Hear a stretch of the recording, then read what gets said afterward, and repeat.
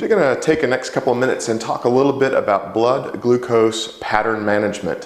When people want to manage their own insulin levels and their own diabetes treatment, this can be helpful for them.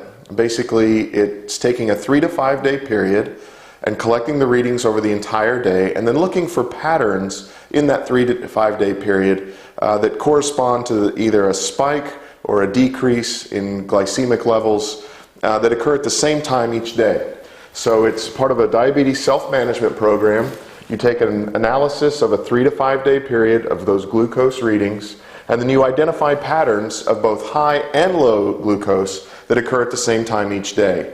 So you're noticing that there's a spike or a drop, perhaps in the afternoon, after lunch, before supper, or associated with something else, but it appears repeatedly throughout that 3 to 5 day period.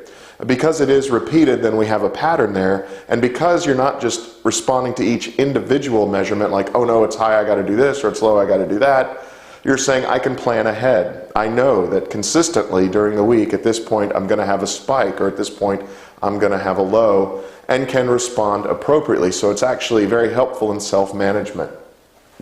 Basically what you do then is you would make adjustments based on the trend, and adjustments can take many forms. It's not always the same thing, but you're seeing the trend and you can start tweaking things to help manage that trend and smooth out the bumps. And so one thing you can do is you can adjust the insulin level up or down based on the pattern and the time of day that it would be necessary to do that. Or you can also adjust carb consumption up or down at particular points of the day to reflect that pattern as well and to help smooth out that pattern. Or you can also change exercise frequency, timing, or intensity.